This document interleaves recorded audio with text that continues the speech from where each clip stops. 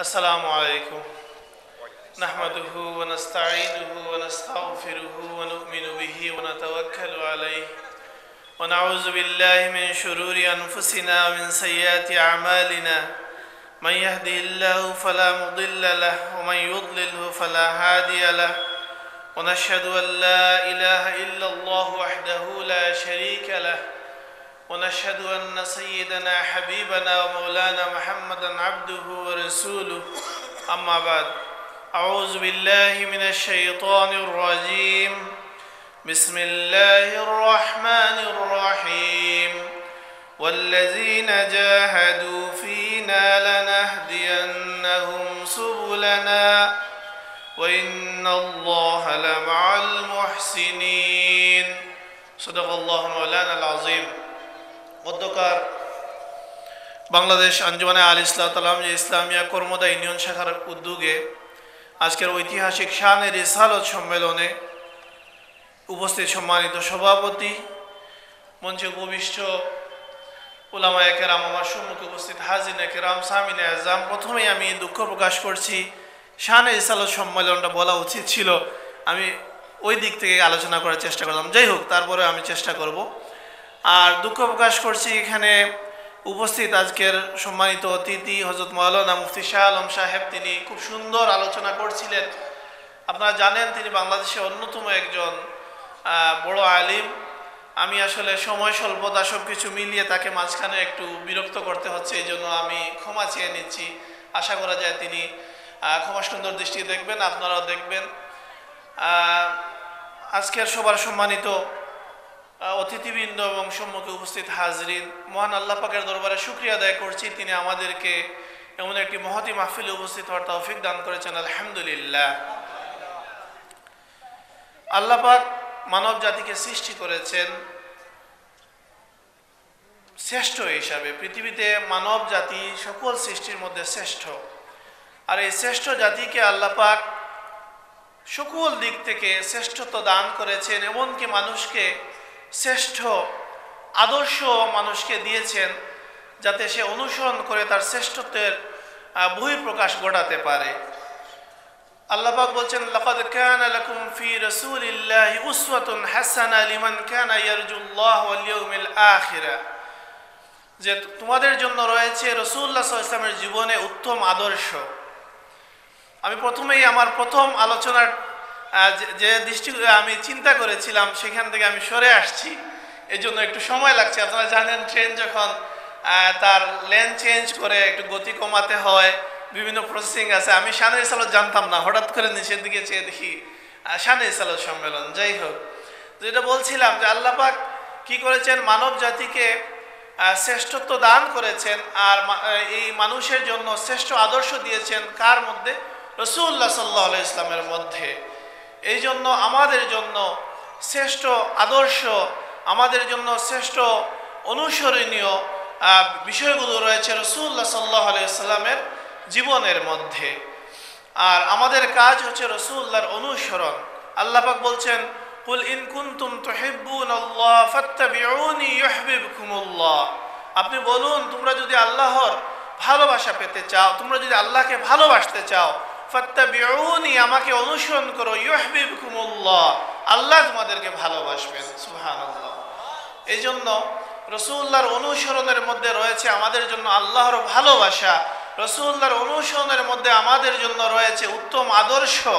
এখন আমরা রাসূলুল্লাহকে ভালোবাসতে হবে, রাসূলুল্লাহর অনুসরণ করতে হবে। এখন একটা বিষয়ে প্রায় দেখা যায় একটা বিভ্রান্তি, রাসূলুল্লাহকে অনুসরণ করতে হবে, ভালোবাসা লাগবে না, এমন কথা বাজারে দেখা যায়।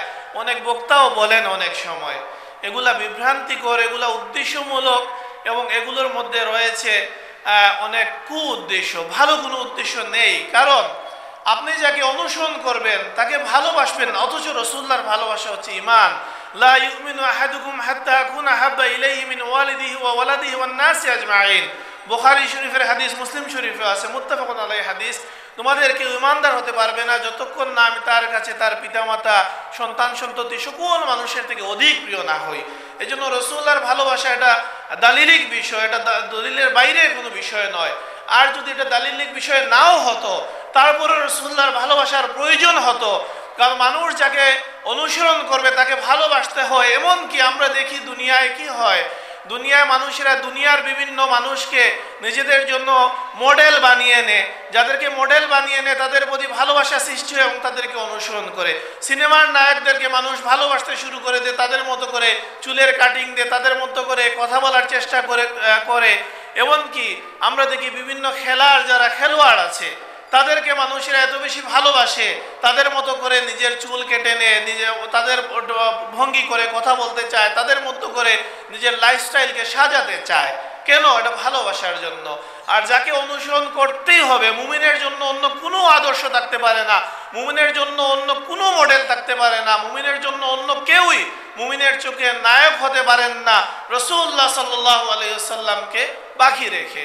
হ্যাঁ, রাসূল সাল্লাল্লাহু আলাইহি ওয়াসাল্লামের অনুসরণে যারা নিজেদের জীবনকে সাজিয়েছেন তাদেরকে আমরা অনুসরণ করতে পারি, কারণ তাদের অনুসরণ প্রকারান্তরে রাসূলুল্লাহ সাল্লাল্লাহু আলাইহি ওয়াসাল্লামের অনুসরণ। এই জন্য রাসূলুল্লাহকে আমরা অনুসরণ করতে হবে, তখন কি হবে? আল্লাহ পাকের ভালোবাসা লাভ করা যাবে।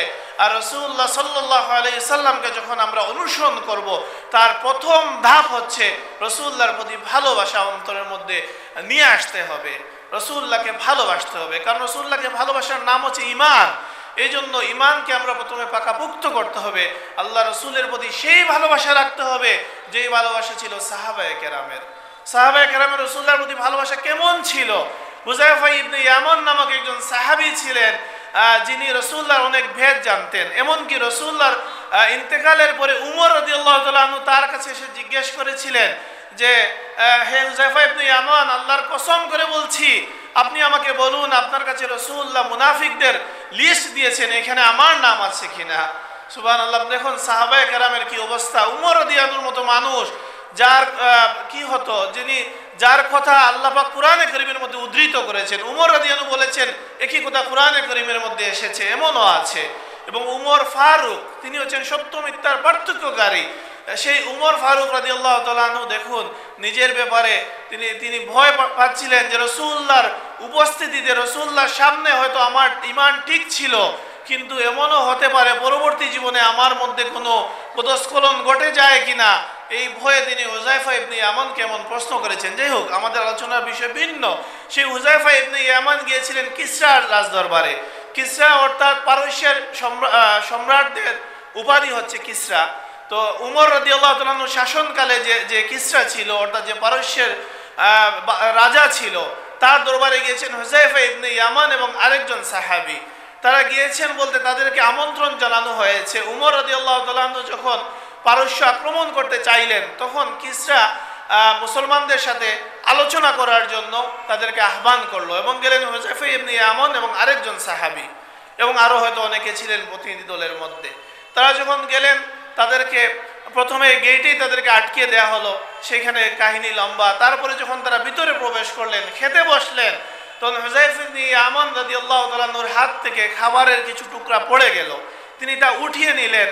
তখন কেউ একজন পাশ থেকে বলল যে, রাজদরবারে এমন আচরণ, এটা শোভা পায় না, এমন করো না, এটা অভদ্রতা। তখন হুযায়ফা ইবনে ইয়ামান বলছেন, আতরুকু সুন্নাতে হাবিবি লিহাউলাইল হুমাকাই, আমি কি এই নির্বুদের জন্য আমার প্রেমাস্পদের সুন্নতকে আমি ছেড়ে দেব? সুবহানাল্লাহ। বুঝতে পেরেছেন কিনা? এটা ছিল সাহাবায়ে কেরামের ভালোবাসা এবং সাহাবায়ে কেরামের অনুসরণ, যে তারা কিসরার রাজদরবার, কোনো রাজদরবারকে তারা তোয়াক্কা করেননি। রাসূলুল্লাহর ভালোবাসা এবং রাসূলুল্লাহর অনুসরণের বহিঃপ্রকাশ ঘটাতে তারা কোনো রাজদরবারকেও তারা তোয়াক্কা করেননি।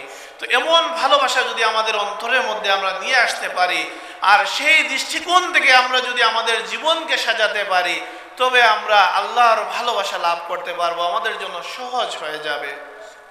কেউ লাইফ টাইম করবেন না প্লিজ, আমি এগুলো পছন্দ করি না। আর আমার রয়েছে আমলের দৈন্যতা, ইলিমের দৈন্যতা, এই জন্য আমি চাই না যে এগুলো দু চারটি কথা অনেক সময় বাধ্য হয়ে বলতে হয়, কিন্তু আমি চাই না এগুলো নিয়ে কোনো ফিতনা হোক, এই জন্য লাইফ টাইম করবেন না প্লিজ। আচ্ছা, তো যে কথা বলছিলাম যে আমাদের রাসূলুল্লাহ সাল্লাল্লাহু আলাইহি ওয়াসাল্লামের অনুসরণের মধ্যে কি আছে? আমাদের জন্য আল্লাহ পাকের ভালোবাসা লাভের মাধ্যম আছে। আজকে এখানে আপনারা শান রিসালাত সাল্লাল্লাহু আলাইহি ওয়াসাল্লাম সম্মেলনের আয়োজন করেছেন, এটা খুবই প্রয়োজন। রাসূলুল্লাহর রিসালতের শান বর্ণনা করা হবে, এবং কি করা হবে, রসুল্লাহর জীবনের প্রত্যেকটি দিক। আমরা যেমন মিলাদুন নবীর আলোচনা করি, বিশেষত মিলাদুন নবীর আলোচনা হয় রবিউল আউয়াল মাসে।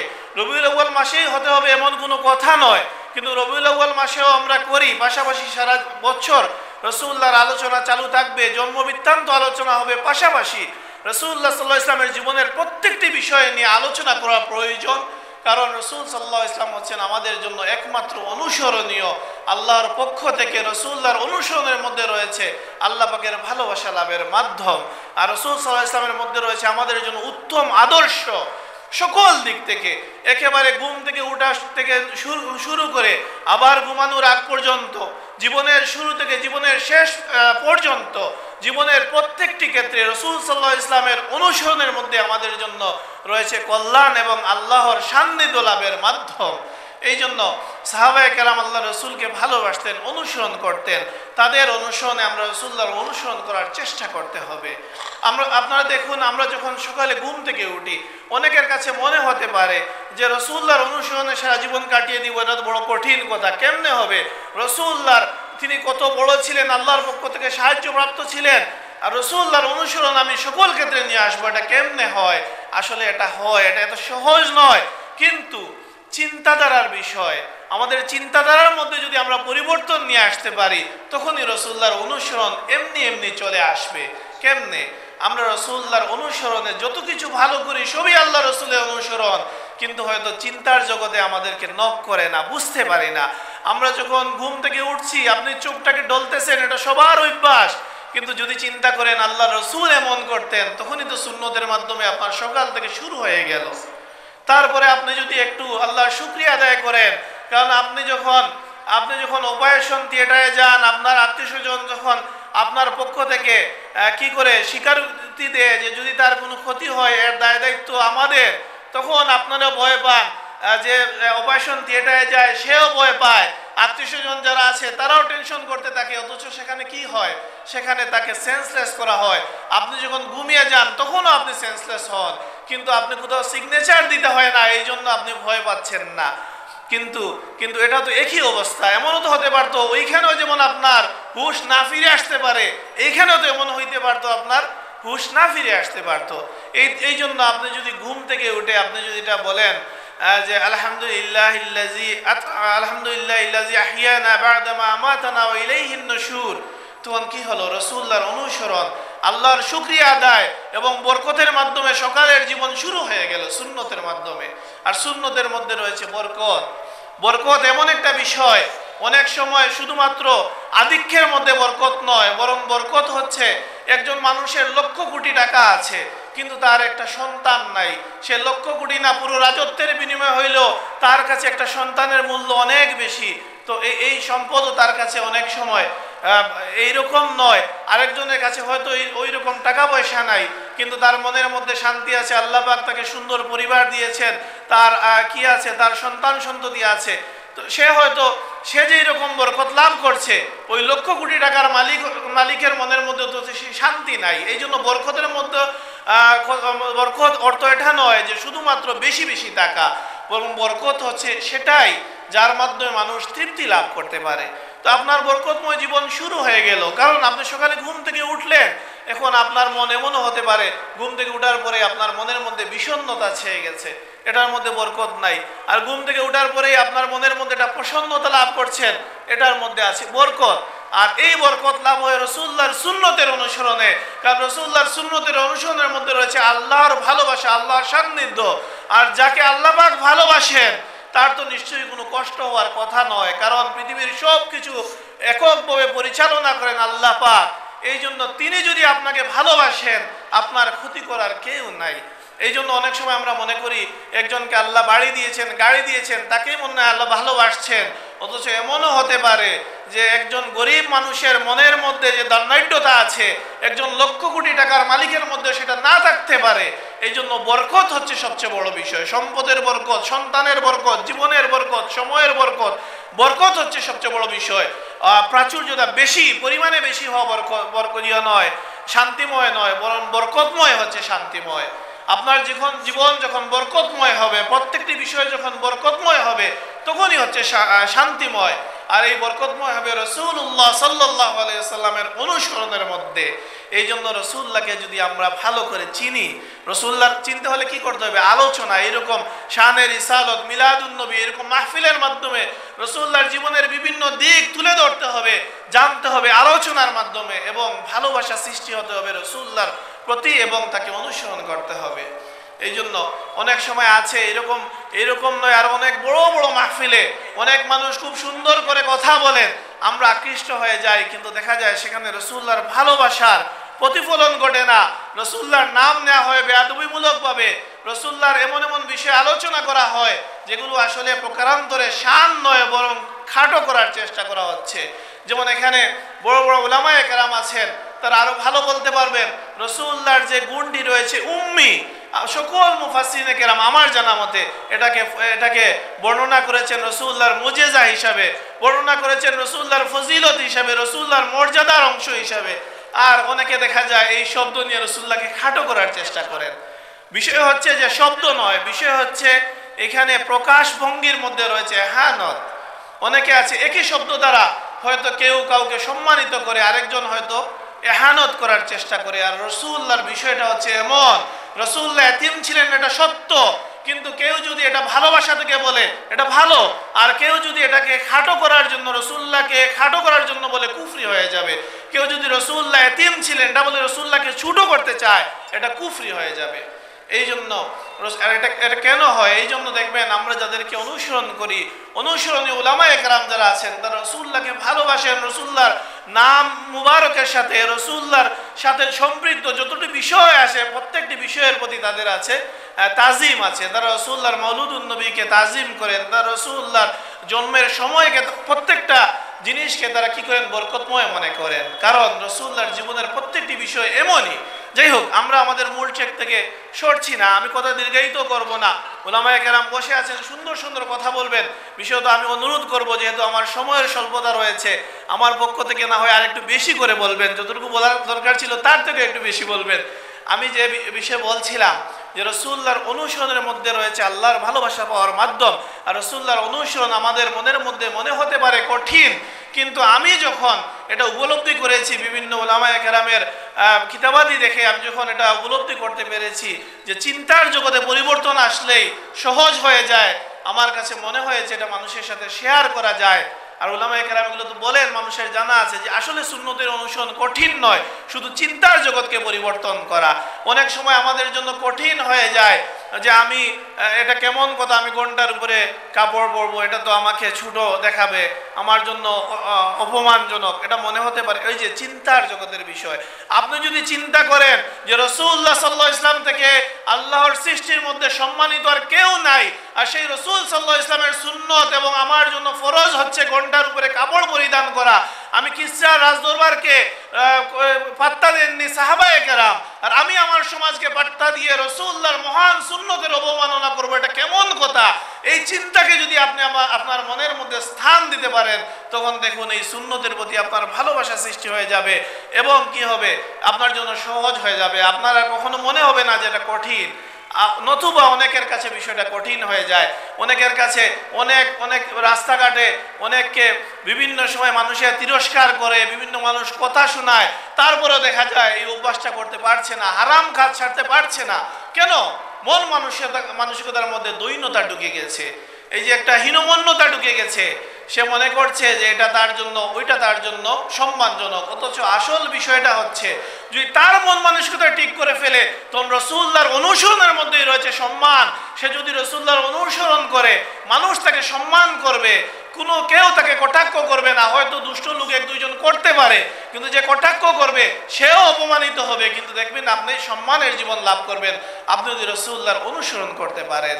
এই জন্য সকালে ঘুম থেকে ওঠা থেকে নিয়ে শুরু করে বাথরুমে যাবেন, পড়ুন আলহামদুলিল্লাহিল্লাযী আযহাবা গুফরানাকা আল্লাহুম্মা ইন্নী আউযু বিকা মিনাল খুবুসি ওয়াল খাবাইস।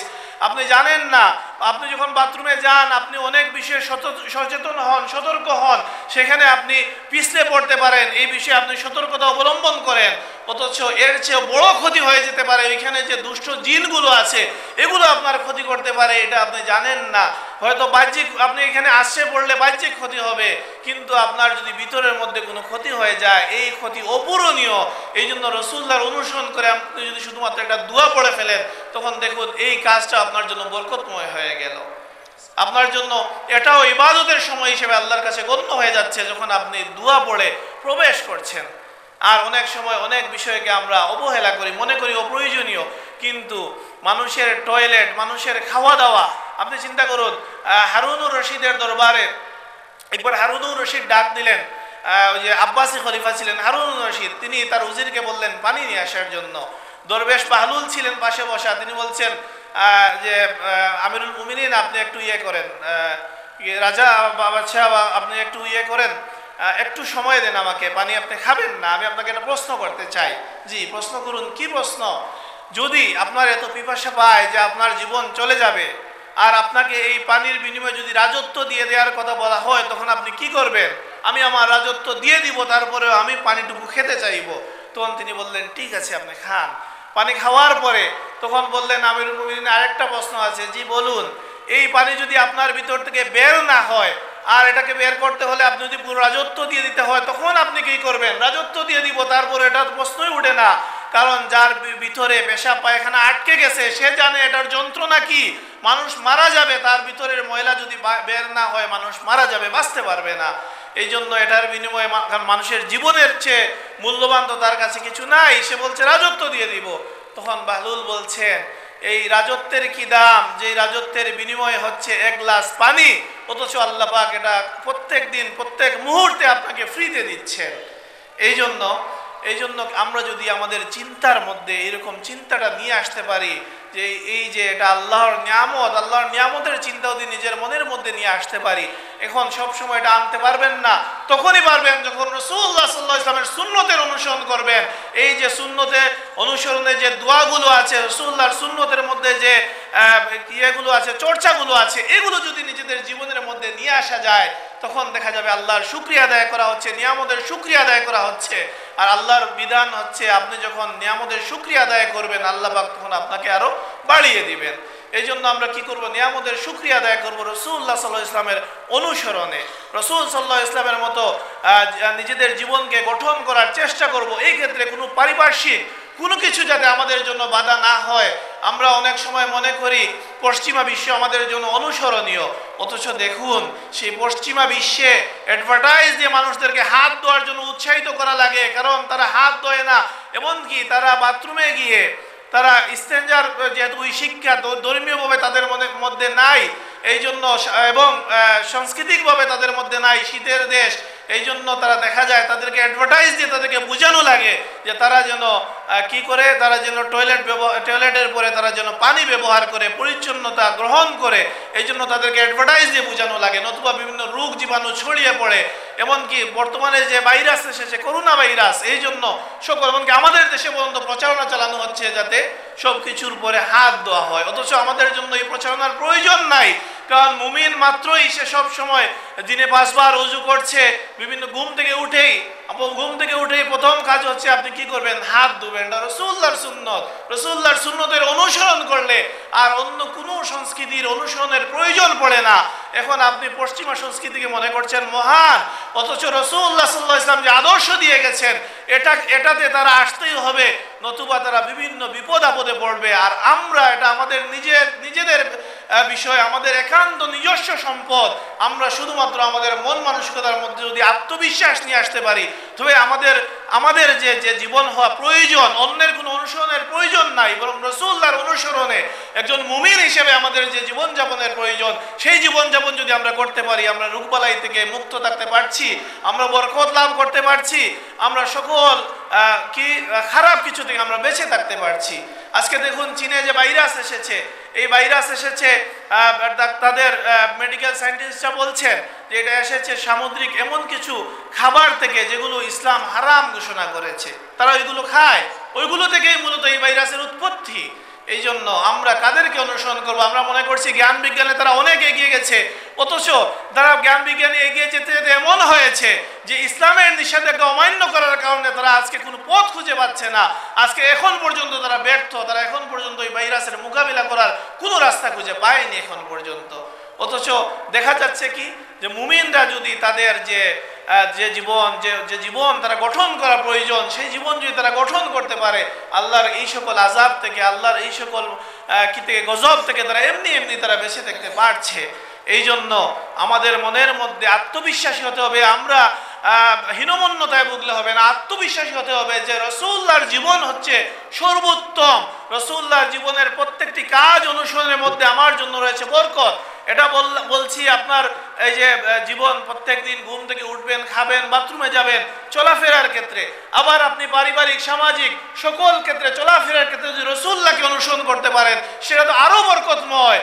কারণ হচ্ছে আপনি দেখুন, আজকেই আমার কাছে একটা ফোন আসলো, এক জায়গায় একটা ঝগড়া হয়েছে দুইজনের মধ্যে। তো দেখা গেল বিষয়টা অনেক বড় আকার ধারণ করে ফেলেছে।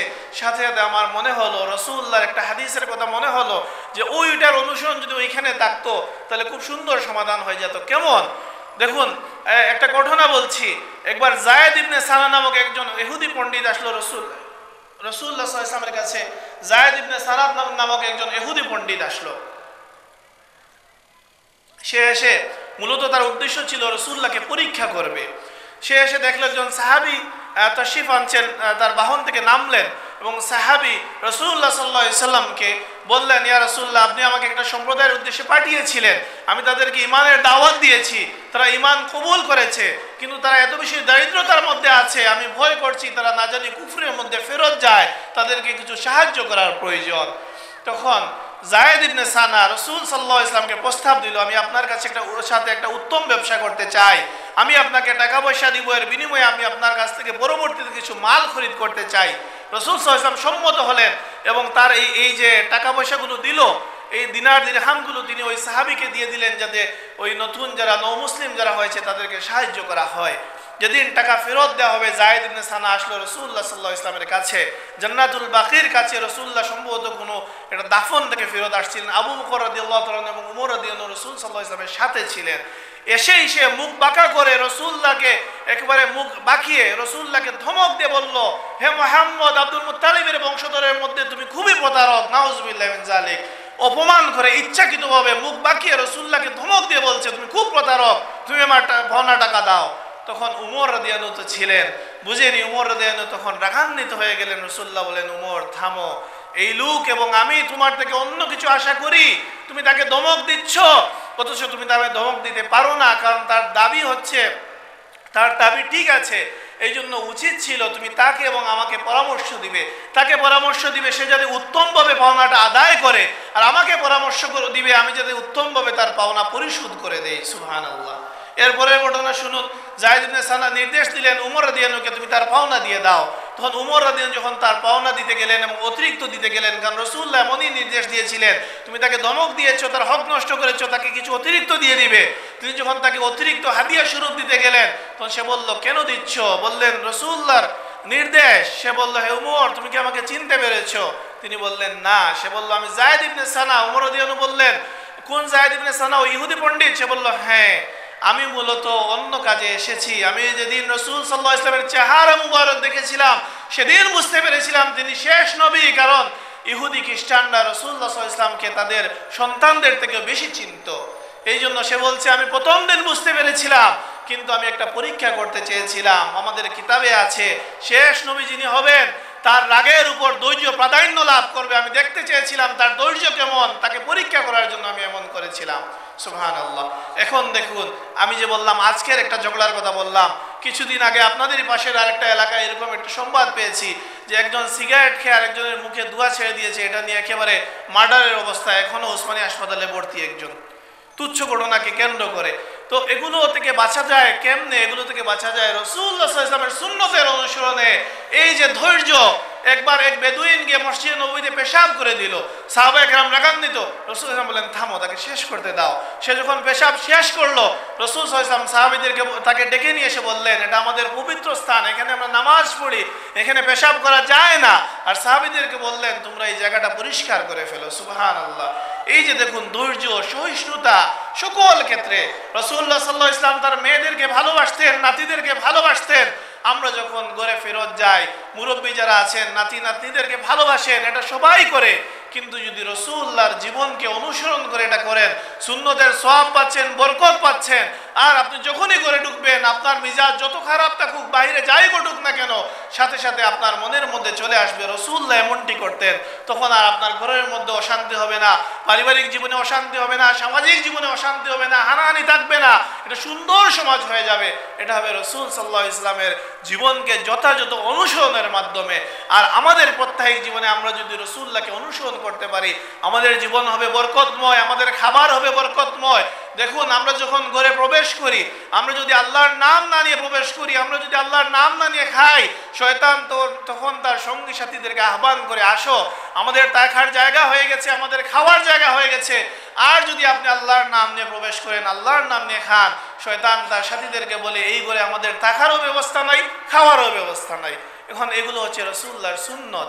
এই জন্য আমাদের প্রত্যেক জীবনে আমরা যদি এগুলো সহজ, এগুলো কঠিন নয়, শুধুমাত্র মন মানসিকতা পরিবর্তন করার বিষয়, যে কি রাসূলুল্লাহর সুন্নত কি ছিল, আমরা তালাশ করবো এই ক্ষেত্রে রাসূলুল্লাহর সুন্নত কি ছিল। তখনই দেখা যাবে ভালোবাসা সৃষ্টি হয়ে যাবে, আপনার ভালো লাগছে। কারণ সকল কষ্ট সব সময় কষ্টকর হয় না। একজন মা যখন তার সন্তান রাতে বিছানায় পেশাব করে, পায়খানা করে, তার মা তার সন্তানকে বিছানায় রেখে দেয় না, ওই পেশাবের মধ্যে কি করে, কষ্ট করে। শীতের রাত হলেও নিজে কম্বলের নিচে না থেকে সন্তানের এই জায়গাটা পরিষ্কার করে তাকে গরম জায়গায় রাখে, তারপরে ঘুমায়। এর মধ্যে সে তৃপ্তি লাভ করে, কষ্ট পায় না। আপনার যখন ভালোবাসা সৃষ্টি হয়ে যাবে, তখন আপনি এগুলোর মধ্যে আর কষ্ট পাবেন না। এগুলোর মধ্যে কি চলে আসবে? এগুলোর মধ্যে তৃপ্তি চলে আসবে, আর জীবন হয়ে যাবে বরকতময়। আমার মুখে অনেক বড় বড় কথা বলছি, নিজের ক্ষেত্রে এগুলো মানায় না, নিজের জীবনে এগুলোর অনুসরণ নাই।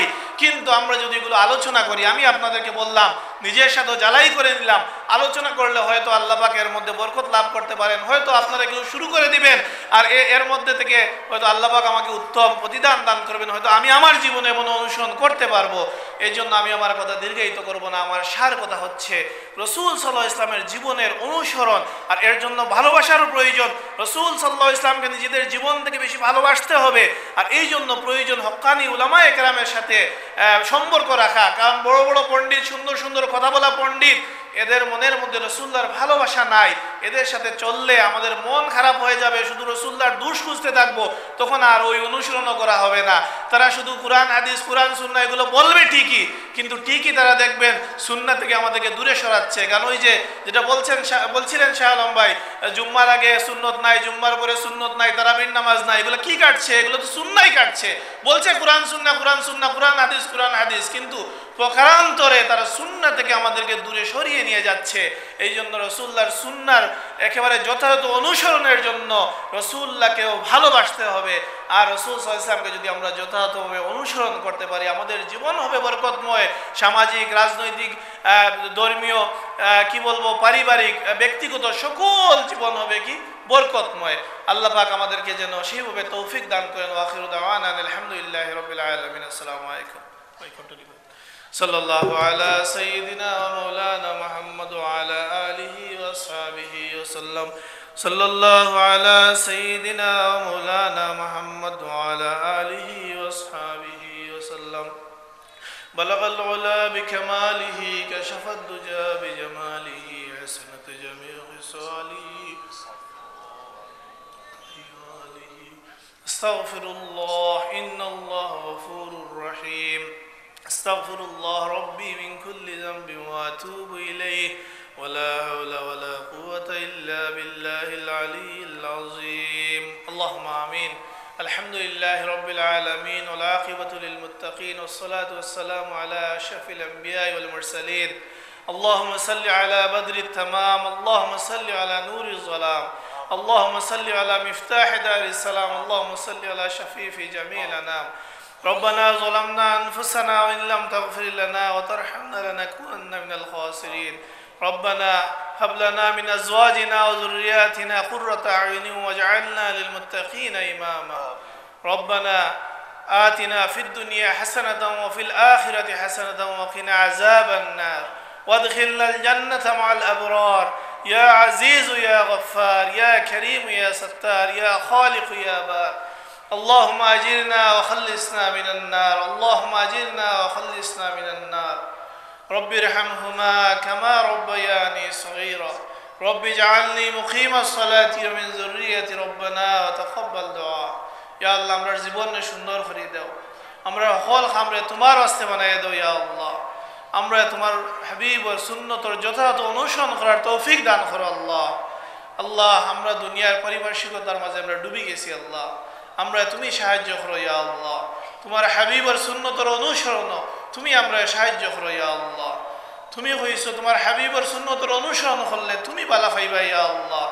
আমরা তোমার ভালো হওয়া চাই আল্লাহ, আমরা তোমার ভালোবাসা চাই আল্লাহ। আমরা তোমার হাবিবর সুন্নতর যথাযথ অনুসরণ করার তৌফিক দান করো আল্লাহ। আমরা জীবনটারে সুন্দর করে দাও, আমরা মাফ করে দাও, আমরা মা বাবারে মাফ করে দাও। যারা মা বাবা জীবিত আছেন তারা নেক হায়াত দান করো, আর আমরা যাতে তারা খেদমত করতাম পারি তৌফিক দান করো ইয়া আল্লাহ। আমরা যাতে আমরা মা বাবার হক আদায় করতাম পারি তৌফিক দান করো ইয়া আল্লাহ।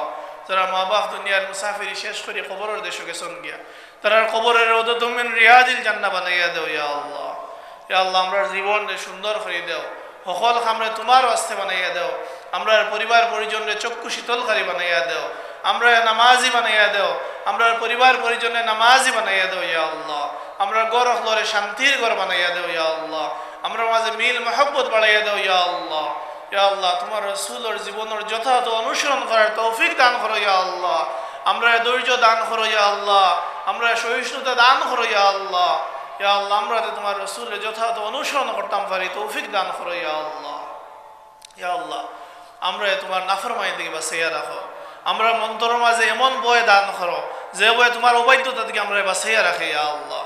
আর তোমার রহমতের আশা থেকে যাতে আমরা কোনো সময় নিরাশ না হই ইয়া আল্লাহ, আমরা তুমি তৌফিক দান করো ইয়া আল্লাহ। ইয়া আল্লাহ আল্লাহুম্মা ইন্নী আসআলুকাল হুদা ওয়াত তুকা ওয়াল আফাফ ওয়াল গিনা। আল্লাহ আমরা হেদায়েত দান করো, আমরা তাকওয়া নসিব করো, আমরা চরিত্র সুন্দর করে দাও আল্লাহ, সম্পদের অমুখাপেক্ষী করিয়ে দাও ইয়া আল্লাহ। দুনিয়ার কোনো মানুষের দুয়ার আমরা নিও না ইয়া আল্লাহ, তোমার দুয়ারের বিল ইজ্জতি আম্মা ইয়াসিফুন ওয়া সালামুন আলাল মুরসালিন আলহামদুলিল্লাহি রাব্বিল আলামিন। আমিন।